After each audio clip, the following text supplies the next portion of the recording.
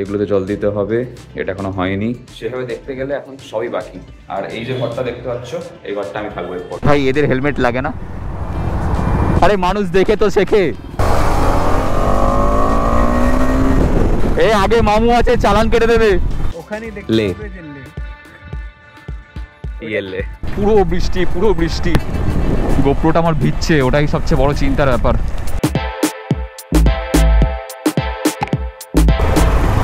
সকাল থেকে প্রচণ্ড গরম, আর দিনের বেলা যেভাবে এখন রোদ উঠছে, বেরোনোর কোনো মানেই হয় না। আর তারপর এটা সেটা কাজ তো থাকেই। তো ঘড়িতে এখন বাজে হচ্ছে 7:45। বেরিয়েছি বাড়ি থেকে সবে মাত্র, আর যাবো হচ্ছে এখন ইকো পার্ক। তো ইকো পার্ক যেতে গেলে এর আগে যে রাস্তাটা ছিল, ভেতরের রাস্তাটা, ওটা এখন বন্ধ রয়েছে, ওখান দিয়ে যাওয়া যাবে না। তো সেই জন্যে আমরা মেন রোড দিয়ে ঘুরে যাব। চাচির মোড় থেকে আমরা বাঁদিক নেব, বাঁদিক নিয়ে মেন রোড ধরে আকাঙ্ক্ষা হয়ে যাব। ভাই এই ভেতরের রাস্তাটা তো বন্ধ, ওদিক দিয়ে ঘুরে যেতে হবে। আর এটা না, এটা দিয়ে গিয়ে যে ভেতরের রাস্তাটা, থানার রাস্তাটা, হ্যাঁ হ্যাঁ হ্যাঁ, ওটা বন্ধ। একটা অ্যাক্সিডেন্ট হয়েছিল, তারপর থেকে বন্ধ করে দিয়েছে।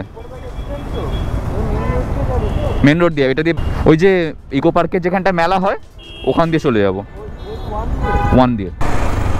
আরে কাকা, তুমি কোথা দিয়ে চলে এলে?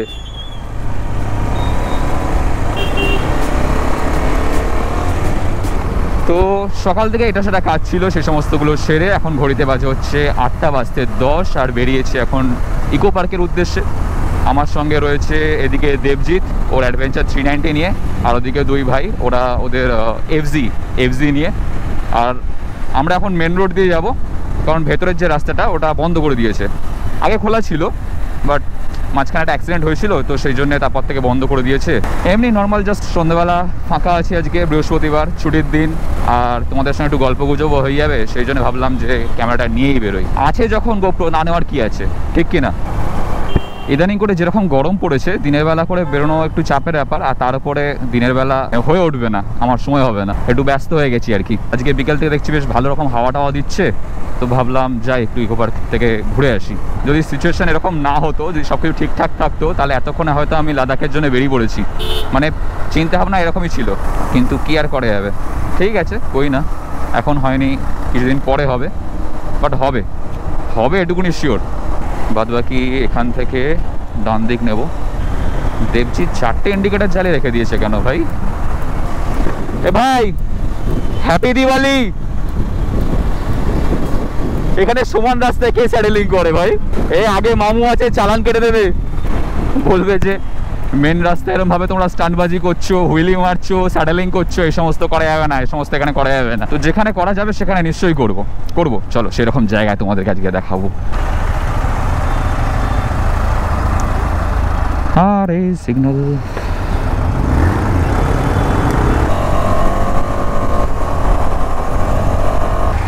মনে হচ্ছে কতদিন পর বেরিয়েছি, কতদিন পর বাইক চালাচ্ছি। এরকম ফাঁকা রাস্তা কিন্তু সেরকম পাই না। কবে? সিরিয়াসলি? বলছে কালকে উত্তরাখণ্ড বেরোচ্ছি চলো, তারপর বলে বাইকে না। ওখানেই প্ল্যান ক্যান্সেল, যেই বলেছে বাইকে না, প্ল্যান ক্যান্সেল। ওই বাইকে না শুনে আমি প্ল্যান ক্যান্সেল করে দিলাম। যাও সাবধানে ঘুরে এসো, অল দ্য বেস্ট। তা ঠিক, তেল খরচাটা একটু লেগে যায়। ভাই এদের হেলমেট লাগে না? এই হেলমেট পড়েছে কেন? হেলমেট খোলো, এখানে হেলমেট লাগে না। আরে মানুষ দেখে তো শেখে। ও কাকু, তুমি কি দেখতে পাচ্ছ না আমাদের সামনে এনএস মামনি উইদাউট হেলমেট ঘুরে বেড়াচ্ছে? আর এই আমরা চলে এসেছি ইকো পার্ক 1 নম্বর গেট।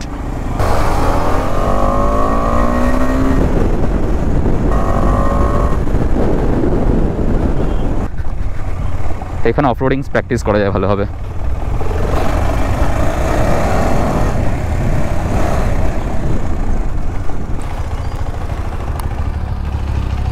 এই জায়গাটা সেরা, কিন্তু ভাই হাওয়া বন্ধ হয়ে গেল কেন?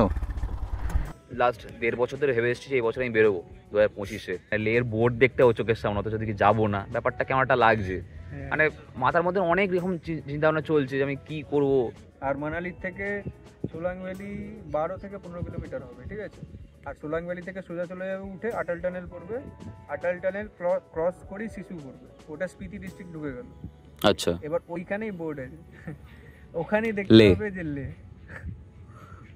ইয়েলে না, যাওয়ার ইচ্ছা তো প্রচুর রয়েছে, যেটা এতদিন ধরে ভেবে এসেছি যে হ্যাঁ যাবো যাবো যাবো এরকম করছি, তোমাদেরকেও বলেছি এর আগে বিভিন্ন ভিডিওতে, বা নিজেরও প্রিপারেশন রয়েছে। আর এই ট্রিপের জন্য আমি অ্যাকচুয়ালি টপ বক্সটা কিনেছিলাম, ওই মথুরা বৃন্দাবন যাওয়া বা নর্থ বেঙ্গলের জন্য নয়, এই লে মানালির জন্যই টপ বক্স কেনা, বাইকে এটা সেটা লাগানো, ডবল এইচজি ল্যাম্প লাগানো, নতুন রাইডিং জ্যাকেট কেনা, আরও কত কি। লাস্ট আমার একটাই জিনিস বাকি ছিল, ড্রোন কেনা, যে আমি ড্রোনটা কিনবো, নিয়ে বেরোবো। ফেঁসে গেছি মাঝ মধ্যিখানে। ইচ্ছা তো রয়েছে হিমাচলটা করার, এবার যদি হিমাচল না হয় তাহলে আবার অন্য কিছু ভাবতে হবে, মানে হিমাচল না হলে অরুণাচল। সিকিমের রাস্তায় বা যেরকমভাবে মানে বৃষ্টি হচ্ছে, ধস নামছে, তো সেই জন্য রিস্ক হয়ে ব্যাপারটা। হ্যাঁ হ্যাঁ, ওদিকে দরকার তার চেয়ে হিমাচল বেটার। বেস্ট এখন বেস্ট সিজন হচ্ছে কাশ্মীর হিমাচল, এবার কাশ্মীর কম্প্রোমাইজে আছে তো হিমাচল বেস্ট। ইচ্ছা অনেক কিছুই রয়েছে। আর হ্যাঁ, আমরা আসছিলাম মানে 4 জন এখানে এসেছিলাম, 2 ভাই ওরা চলে গেছে। ওরা কোথায় গেল? কেষ্টপুর। হ্যাঁ ডিএলএ। আমরা আর খানিকক্ষণ বসবো, আড্ডা ফাড্ডা মারবো, তারপর কি চলে যাবো। এখানে বসে বেশ কিছুক্ষণ আড্ডা সাড্ডা মেরে আস্তে আস্তে আর বৃষ্টি আসছে, আর ওদিকটা দেখো পুরো কালো করে রয়েছে, বিদ্যুৎ চমকাচ্ছে। তো আমরা ভাবলাম যে এখন আর দাঁড়িয়ে লাভ নেই, এবার এখান থেকে আস্তে আস্তে আমরা বাড়ির দিকে এগোতে থাকি।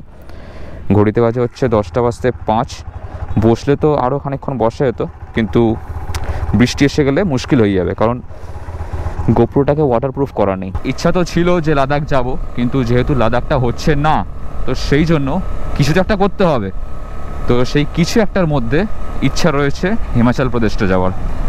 এবার দেখা যাক, সবটাই ডিপেন্ড করছে সব কিছুর ওপর, অনেক কিছু আছে। চলো বেরিয়ে চলো, ঢুকে যাই। বৃষ্টি পড়ছে, দাঁড়িয়ে লাভ নেই। সন্ধ্যেবেলা বেরিয়ে একটু হাওয়া টাওয়া খেলাম, তারপরে বৃষ্টি পড়ছে, বৃষ্টি আস্তে আস্তে বাড়ছে। ওয়েদার তো দারুণ, কিন্তু গোপ্রোটা নষ্ট হয়ে গেলে ভাই আমার অবস্থা দারুণ হয়ে যাবে, বড়ই করুণ হয়ে যাবে। গোপ্রো যদি ওই ব্লু ট্যাগ লাগানো থাকতো ওয়াটারপ্রুফ করার জন্য, তাহলে আমি এতটা চিন্তা করতাম না, কিন্তু যেহেতু ওটা করা হয়নি বেরোনোর সময়, তো সেই জন্য একটুখানি মনটা খুঁতখুত করছে। বাই চান্স যদি এদিক ওদিক হয়ে যায়, বুঝতেই পারছো সামনে একটা রাইড আসছে, তখন গিয়ে মুশকিল হয়ে যাবে। আর কবে বেরোচ্ছি, ফাইনালি কোথায় যাচ্ছে, এই সমস্ত কিছু তোমাদের সঙ্গে খুব শীঘ্রই শেয়ার করব, অবশ্যই করব। বৃষ্টি কি আজ আমাদেরকে ভিজিয়ে দেবে? সারাদিন গরমে সেদ্ধ হওয়ার পর বিকেলবেলা হালকা হালকা বৃষ্টি, আর যত সামনের দিকে যাচ্ছি না তত আস্তে আস্তে মনে হচ্ছে বৃষ্টি বাড়ছে, মানে সামনের দিকে বৃষ্টি হয়তো হচ্ছে। বৃষ্টির ফোঁটাগুলো পড়ছে না হাতের মধ্যে, এই খোলা জায়গাতে মনে হচ্ছে না ছুঁচ ফোটাচ্ছে। কোথায়? উঠো উঠো উঠো। কোথায়? রাম মন্দির? হ্যাঁ রাম মন্দির। চলো। যে দাদা আসছিল আমার সঙ্গে, সেই দাদাকে এখানে রাম মন্দির এখানে নামিয়ে দিলাম। রাম মন্দিরে নামিয়ে দিয়ে এবার বাড়ির দিকে যাচ্ছি। আর ওয়েদার তো পুরো দেখতেই পাচ্ছ, পুরো বৃষ্টি পুরো বৃষ্টি। গোপ্রোটা আমার ভিজছে, ওটাই সবচেয়ে বড় চিন্তার ব্যাপার। চলো বেরিয়ে যাই। চলছে এখনো অবধি। এখানে শেডের নিচে একটু দাঁড়ালাম আমরা, আর ওয়েদার পুরো পাল্টে গেছে ভাই। দাঁড়িয়ে লাভ নেই, অলরেডি যখন ভিজেই গেছি, তো আর শুধু শুধু এখানে দাঁড়িয়ে সময় নষ্ট করে লাভ নেই। এই গেঞ্জিটা নেগড়ালে এই দেখো পুরো জল। सुन सुन सुन बरसात की धुन सुन।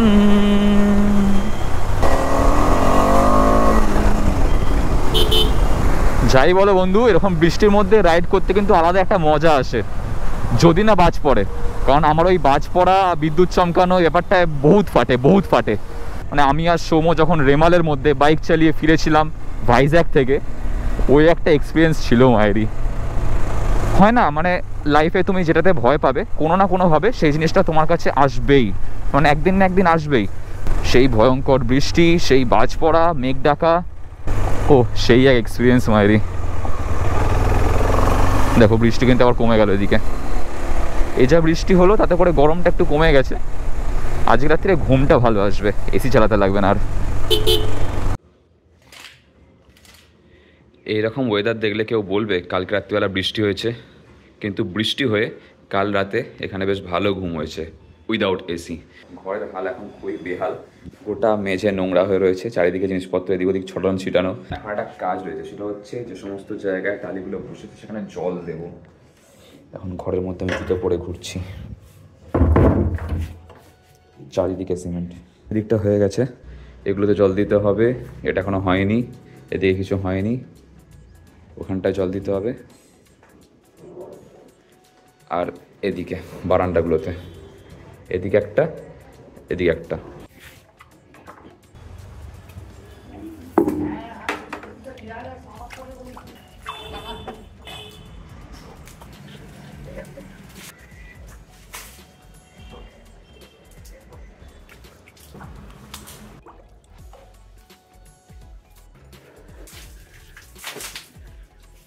তো মোটামুটি যেখানে যেখানে জল দেওয়া ছিল সব দিয়ে দিয়েছি। এই বাথরুমটার কাজ আজকে করবে। এই একটা দেয়াল হয়ে গেছে, এদিকটা হয়ে গেছে, এদিকটা বাকি আছে, এটা করবে। তারপর গিয়ে এটার কাজ হবে, এটা পুরোটাই বাকি। এখানে মিস্ত্রি মাপ দিয়ে গেছে কোথায় সুইচ বোর্ড হবে, ওখানেও তাই, এই সমস্তগুলো করবে। কিচেন বাকি, ওয়াশরুম বাকি, মেঝেগুলো জাস্ট হয়েছে। সেভাবে দেখতে গেলে এখন সবই বাকি। আর এই যে ঘরটা দেখতে পাচ্ছ, এই ঘরটা আমি থাকবো এরপর দিয়ে। এদিকে একটা জানলা, এদিকে একটা জানলা, দক্ষিণ দিক থেকে হাওয়া, সঙ্গে একটা বারান্দাও রয়েছে। দেখো ছোট্ট একটা বারান্দা, ওখানে টালি লাগানো বাকি, কারণ ওখানে ওয়াশিং মেশিনের জায়গা হবে। পাইপ করা হয়ে গেছে, টালি লাগানোটা বাকি আছে। দরজা জানলা এখনো হয়নি, মানে বাকি, মোটামুটি এখন বাকি। এখন যদি আমি পরিষ্কার করতে যাই, এই ঘরে মুছে শেষ করা যাবে না। তোমাদেরকে ধুলোটা দেখাই। এই দেখো আমার হচ্ছে টেবিলের অবস্থা, দেখেছো কত ধুলো, জিনিসপত্র সব এদিক ওদিক অগোছালো হয়ে পড়ে রয়েছে। যতদিন এই বাড়িতে মিস্ত্রি কাজ চলবে ততদিন পরিষ্কার করে শেষ হবে না। তো খানিকক্ষণ পরে মিস্ত্রিরা চলে আসবে 8:30-র দিক করে। তো আমি ততক্ষণে নিচে চলে যাব, কারণ এখানে ওই টাইলস কাটার আওয়াজ, ড্রিলের আওয়াজ, এই সমস্ত চলতে থাকবে। আর কালকে রাত্রিবেলা আমি আর দেবজিৎ যে প্ল্যান বানালাম যে আমরা কোথায় যাব বা কবে যাব, অ্যাকচুয়ালি কোন দিকে যাব, মানে হিমাচল প্রদেশ নাকি অরুণাচল প্রদেশ, মানে কোন প্রদেশে যাচ্ছি সেটাও তোমাদেরকে জানাবো খুব শিগগিরই। এক্ষুনি ডিটেলস বলছি না, খুব শীঘ্রই জানতে পারবে। এরপর টুকটাক কিছু কাজ লেগেই থাকবে সারাদিন ধরে। তো আজকের মতন এই অবধি। এখন ছোটো ছোটো ব্লগ তোমাদের কেমন লাগছে সেটা কিন্তু অবশ্যই কমেন্টে জানিও। আর ভিডিওটা ভালো লেগে থাকলে অবশ্যই লাইক করে দিও, চ্যানেলটি সাবস্ক্রাইব করে দিও, পাশে বেল আইকনটাও বাজিয়ে দাও যাতে আমাদের পরের ব্লগ আসা নোটিফিকেশন পেয়ে যাও। দেখা হচ্ছে খুব শীঘ্রই তোমাদের সঙ্গে পরের ব্লগেতে। Till then stay safe, take care, চলো বাই। আরে এখানে চলে আসো, এই দিকটা চলে আসো। এই তো ক্যামেরা উঠছে, চলে আসো না, এখানে দাঁড়িয়ে যাও। এটা আমাদের থাম্বনেল আজকে। চলো কেটে নেবো এখান থেকে।